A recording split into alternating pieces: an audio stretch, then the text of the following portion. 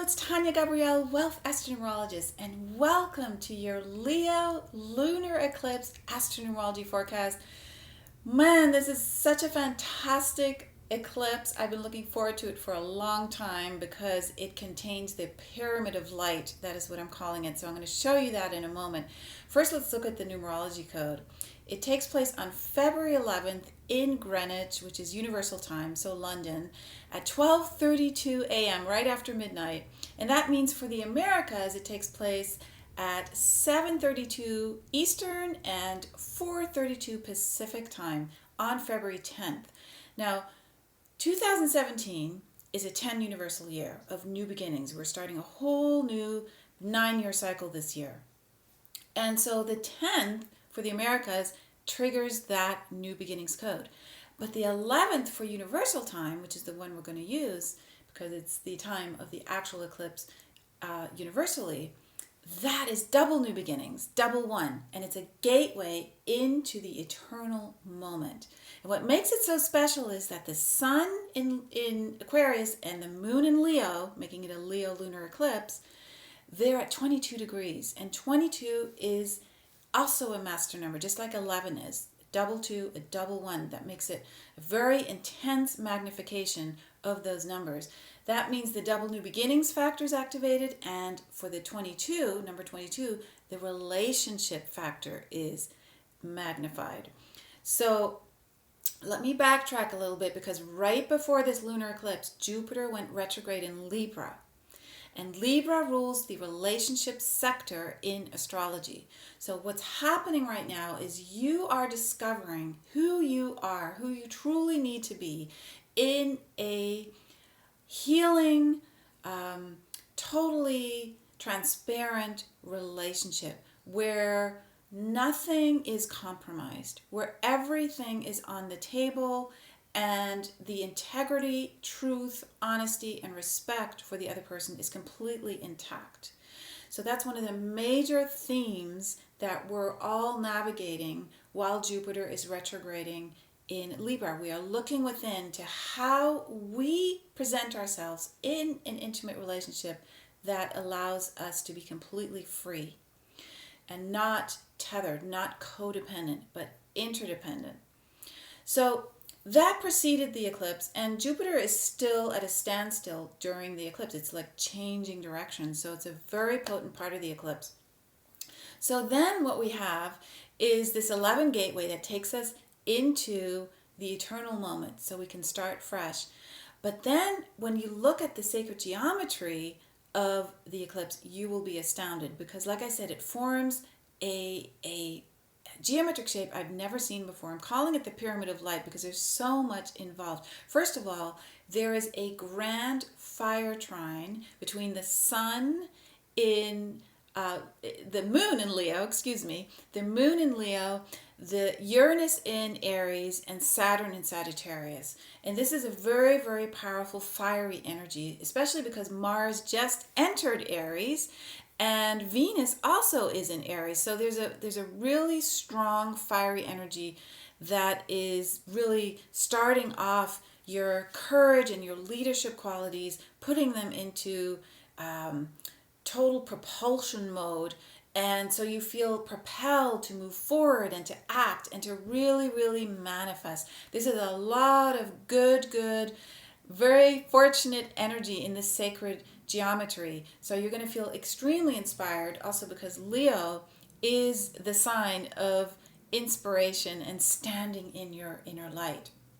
And then, aside from this grand trine, we have two finger of gods. Now, this is a rare yod in astrology, and one is rare enough, but when you have two, that points to the exact location that we need to focus on, because a finger of God is a very narrow triangle that is like a pointer. And the first one that you can see, which has the two purple lines pointing at the moon, so the first finger of God is pointing to the moon with Pluto and Chiron creating that point to the moon, pointing up to the moon, and then the sun at the bottom as the handle. And then the second one is where the moon and Jupiter are pointing to Chiron, the great healer. So we have the moon as an apex, and we've got Chiron as an apex point, and that means your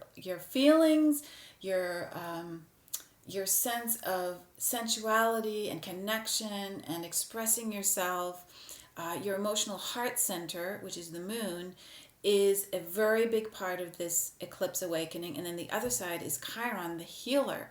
There's a tremendous healing taking place. This is a moment where doing a meditation and joining in some capacity intimately with the divine in some sacred ceremony is really, really recommended at the times that I gave you at the beginning of the video, because this eclipse is allowing you to let go in such an incredible capacity. I really want you to benefit from it, because the resulting fortunate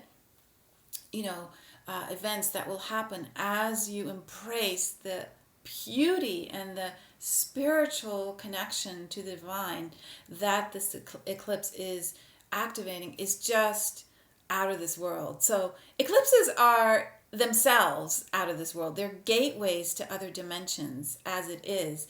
And so when we already have the 11 and 22 gateway also added to that general eclipse portal that's connected, the portal to the divine, your understanding of in-depth wisdom, not only about the cosmos, but about yourself, is accessed so much more easily than ever before. And so every eclipse is a game-changing moment. And this one really allows you to go through that portal and get back on track. And so by the time the new moon eclipse happens on February 26th in Pisces, you're going to be back on track, and then you're going to line up and you're going to create this new life for yourself. And that's really going to be an amazing moment where this is all leading up to.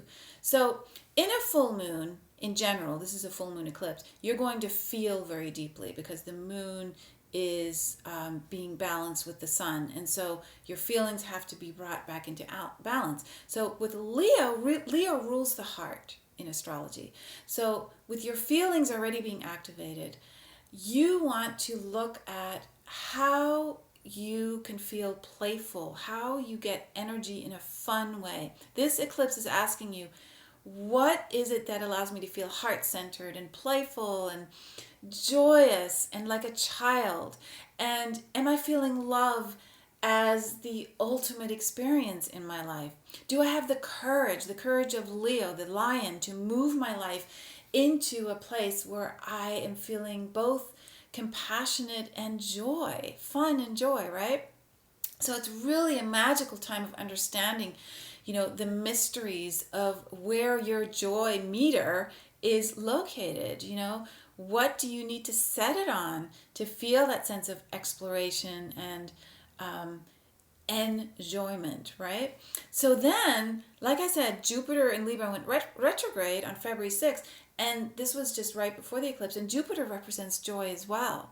And it happened at 23 degrees in Libra, which is a number of joy and fun and exploration. So you really want to focus on setting yourself free by going after those things that stimulate you to the core in a creative way, okay? So activating this pyramid of light means you're standing in the light of your own glorious ability to create your life the way you envision it. And that means you need to look at what makes you feel happy. This is your glorious soul star code crying out for you to say, this is how I feel. I feel good when we focus on these things, when we are around these people, when we are in the company of this kind of experience and exploring life in this area of earth, right? So you want to find out who you are and what your needs are and just totally lock into those so that you can be set free yourself first within, and then in all your relationships, you extend that freedom to your partner, your friend, your anybody who comes in touch with you. You extend that courtesy of freedom to them. This is very Aquarian. Uranus is very much involved in the waking up stage all year long, and Uranus is forming an opposition to Jupiter, which is bringing our freedom and joy into balance, and this is going on all year. And so in this eclipse where the sun is in Aquarius, the sign that Uranus rules, and the moon is in Leo, the sign ruled by the sun, we have a tremendous opportunity to really let go and let bygones be bygones and forgive and move on and liberate ourselves. So really the liberation is to accept every part of who you are. The shadow, the light. Being fully present means that you need to show all your colors, not just the colors you want people to see, right? You want to live in God consciousness, and God is shadow and light. God is not just light. God is, the divine is both day and night, and both light and dark, and that's why we have the sun and moon. That's why we have the cycles in nature that explore this relationship constantly. And so we need to accept all parts of ourselves. And that way, once you do that, you will accept all parts of someone else. You will not judge the other person because you have not walked in his or her shoes. You will be in a place where you are a divine being of light. You are acting not as a judge, but as a compassionate being that truly understands that life is a process, it's a journey, it's never the ultimate, we've arrived at the destination and this is how it should be. That's never the case with life. It is a constant exploration of you as a divine creator. So this is a big, big invitation to do that, to do it for the rest of the year, to explore who you are from every facet possible, and to allow yourself to sing and do so uninhibited, just like Leo would. Leo gets up on the stage and sings and is there and is proud and happy and excited just to share the light. So go forth with this lunar eclipse, heal yourself, and you heal the world. Enjoy this incredible moment of the Leo lunar eclipse, and I will see you in 2 weeks for our solar eclipse, new moon eclipse in Pisces forecast. Lots of love.